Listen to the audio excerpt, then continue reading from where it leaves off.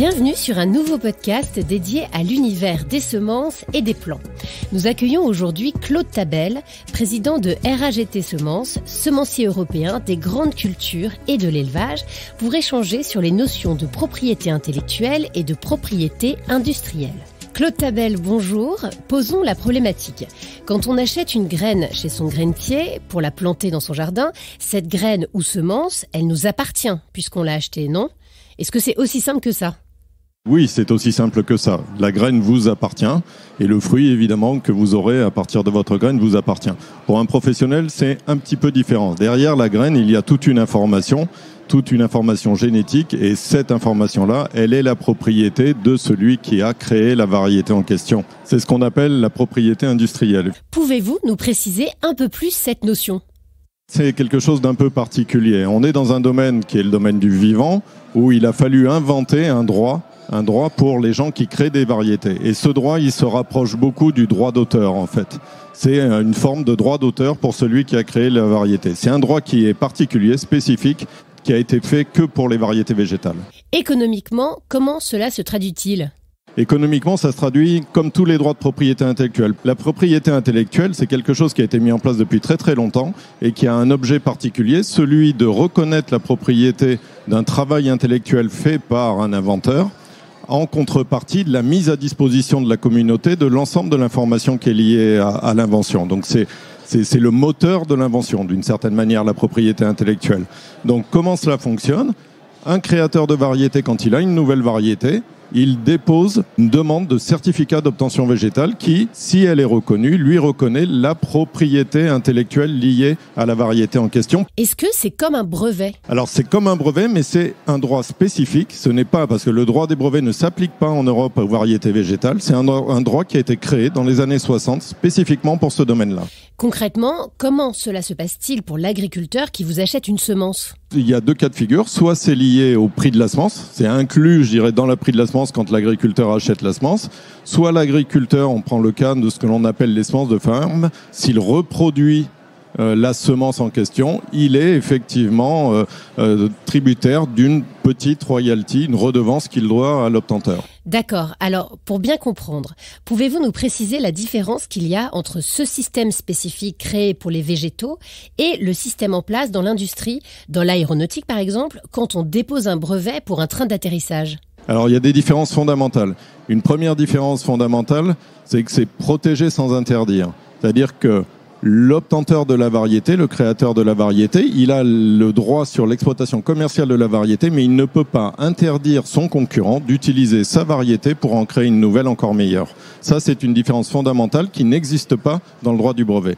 La deuxième différence fondamentale, elle touche l'agriculteur. Sur certaines espèces, l'agriculteur, c'est ce que je vous disais, peut garder une partie de sa récolte pour ressemer l'année suivante. Et dans ce cas-là, ça c'est autorisé, ce qui ne serait pas autorisé dans le cas du brevet. Est-ce que ce système de certificat d'obtention végétale existe au niveau européen et mondial ?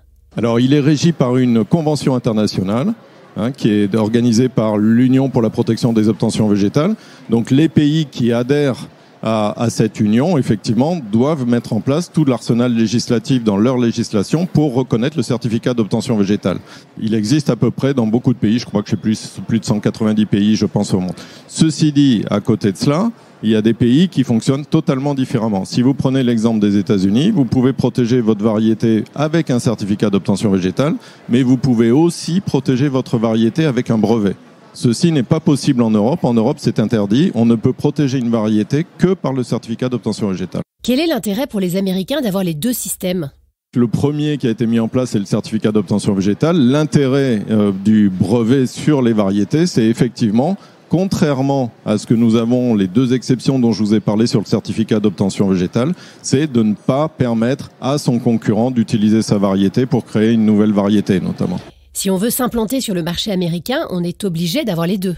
Vous pouvez ne protéger que de l'un ou que l'autre. Il n'y a aucune obligation d'avoir les deux. Si vous protégez par un certificat d'obtention végétale, ce qui est la philosophie des obtenteurs au niveau européen, vous acceptez que vos concurrents puissent utiliser vos variétés pour en faire de meilleures. Mais c'est un système que nous, on a voulu en Europe. L'Europe et les obtenteurs, et notamment les obtenteurs français, ont été à la base de la réglementation et de ce droit très particulier et très spécifique. Pourquoi ? Parce que c'est un système collectif de progrès génétique. Donc pour nous, c'est on n'a pas voulu fermer l'utilisation de nos variétés pour au contraire essayer toujours de faire mieux. Et le certificat d'obtention végétale peut-il être piraté ? Comme tous les droits de propriété intellectuelle, il y a de la contrefaçon.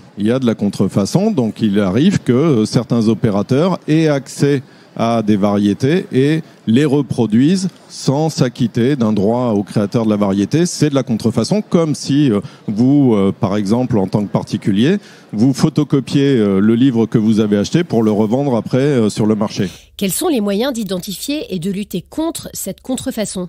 Alors il y a différents outils pour ça, quand il y a vraiment de la contrefaçon, encore une fois. Si on parle aux agriculteurs, la semence de ferme n'est pas forcément une contrefaçon s'il y a une organisation comme nous l'avons en France pour régler cette question-là. Mais s'il y a des contrefacteurs, donc on peut identifier les variétés, les faire pousser à côté de la variété protégée, vérifier qu'il s'agit bien les mêmes, voire utiliser des outils moléculaires de décryptage du génome pour vérifier qu'il y a bien conformité entre la variété vendue par le contrefacteur et la variété qui est protégée. Sait-on où se fait surtout la contrefaçon ? Non, mais on en trouve par exemple beaucoup en Italie, en Espagne, dans le domaine des potagères par exemple. Voilà, mais ça peut être aussi dans des Turquie ou d'autres pays. Et pourquoi pas en Chine aussi. Mais ce qu'il faut bien voir aussi, c'est que ce droit de propriété intellectuelle, il est lié à un territoire. Donc nous avons un système où en Europe, où on peut demander un certificat d'obtention végétale européen, donc qui va s'appliquer sur l'ensemble des pays de l'Union européenne. Mais si vous voulez que votre variété ne soit pas piratée, si je peux l'appeler comme ça, en Chine ou dans d'autres pays, il vous faut aussi demander un droit de propriété intellectuelle dans ces pays-là. On a compris les aspects techniques et législatifs, mais quel est l'intérêt économique de protéger la semence ? C'est le moteur de l'innovation, c'est-à-dire que logiquement, et c'est vrai dans tous les domaines et pas uniquement spécifiquement dans le nôtre, à chaque fois que vous investissez et que vous avez un résultat, vous arrivez à avoir des droits de propriété intellectuelle sur une durée donnée, c'est limité dans le temps. Ça vous permet aussi d'avoir une retombée financière qui vous permet de continuer la recherche. C'est ça l'objectif.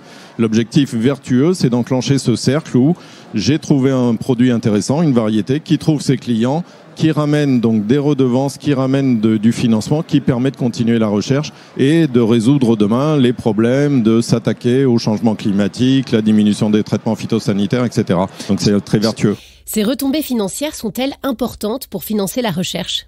C'est essentiel en tout cas. Pour vous donner un ordre de grandeur, dans ma société, on dépense à peu près 18% du chiffre d'affaires dans la recherche. Donc si nous n'avions pas cette retombée-là, évidemment, nous ne pourrions pas avoir un tel effort de recherche. Donc pour nous, c'est essentiel.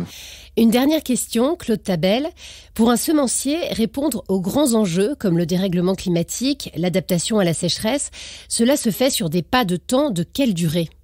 Alors, ce que l'on a l'habitude de dire, même si on veut essayer d'aller plus vite avec les nouvelles méthodes d'amélioration des plantes, on parle de l'édition du génome, on a coutume de dire qu'il faut 10 ans pour créer une nouvelle variété. Donc aujourd'hui, les variétés, c'est toujours un peu vrai.